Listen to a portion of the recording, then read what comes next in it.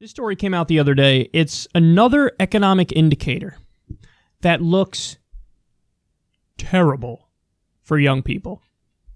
So they say, this is from Pew Research, share of young adults living with parents rises to levels not seen since the Great Depression era.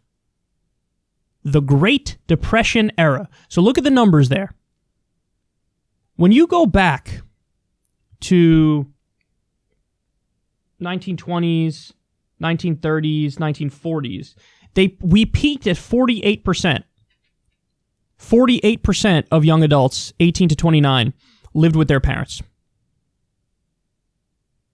Now, we're all the way up to 52%. Part of that's because of the economy. Another part of that's because of COVID. Those things are obviously linked. But even during the Great Recession, we were at 44%. So in other words, even during the Great Recession, we had fewer young people living with their parents than during 1940, where 48% of young adults live with their parents. Now it's a record for the United States of America. 52%, more than half of people age 18 to 29 live with their parents.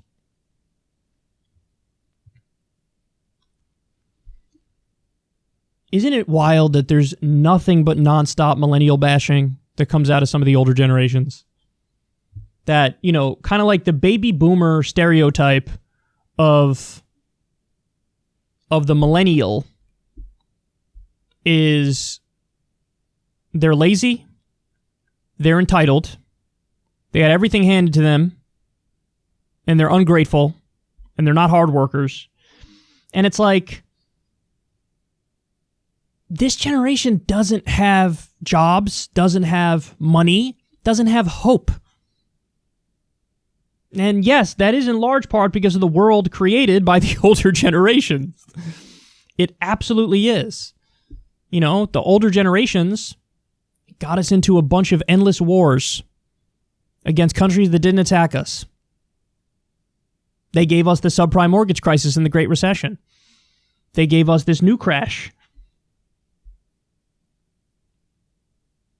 Of course, we're going to bear the brunt of this downturn.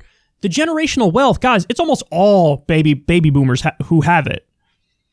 Like, Generation X is wealthier than millennials, but they don't even touch the baby boomer generation. And I think the baby boomer generation just kind of like smugly assumes everybody's got the kind of wealth that they have. And that's just not true. And so now, I mean, guys, what this is an indication. It's an indication that we have real deep systemic rot when it comes to our economy. That's what this is.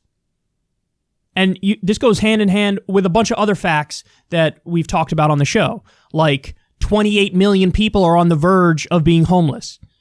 Right now, it's like 500,000 to at most 1 million people who are homeless. We're talking about 28 million people who are on the brink of homelessness. 30 million Americans, a couple months ago, didn't have sufficient food to eat. They're food insecure. 30 million Americans.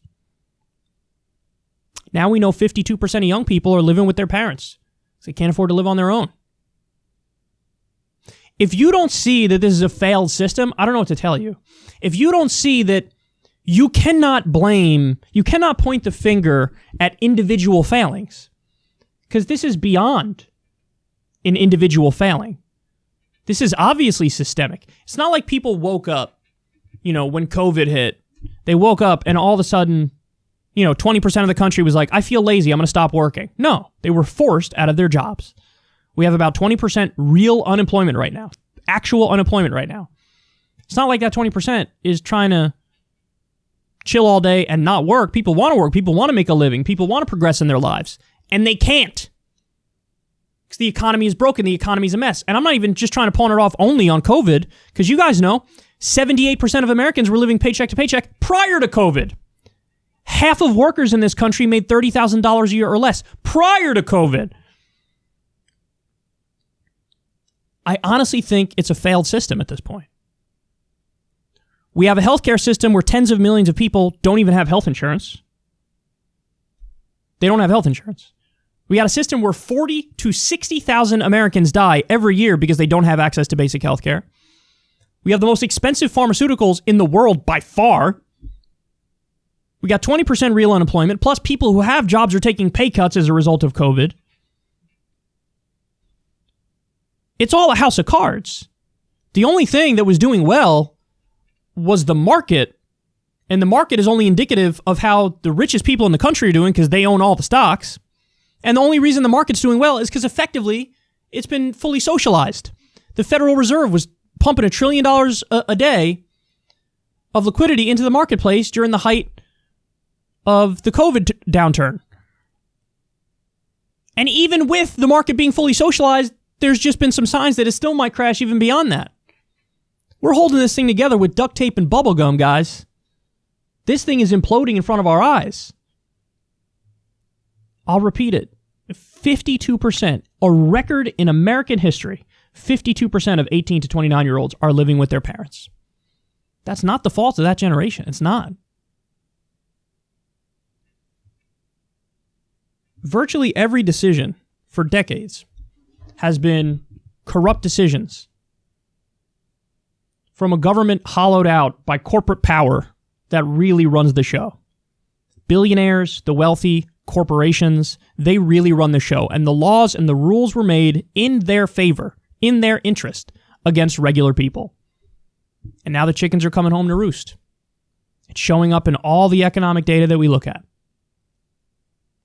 52%, 18 to 29-year-olds live with a parent.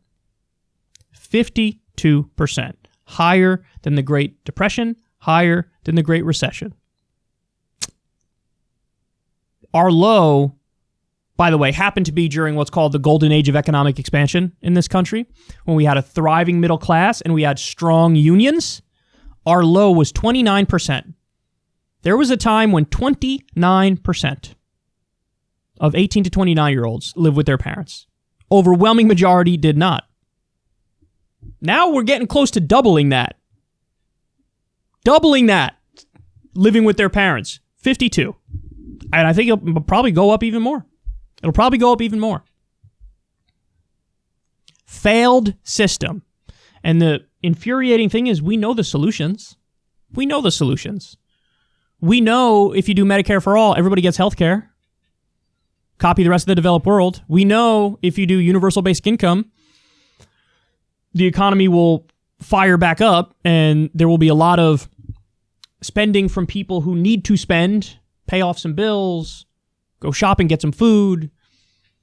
We know that a Green New Deal, for example, will create millions of good-paying jobs. The Green New Deal is basically the son or daughter of the New Deal. The New Deal, shovel-ready projects all over this country, building the infrastructure.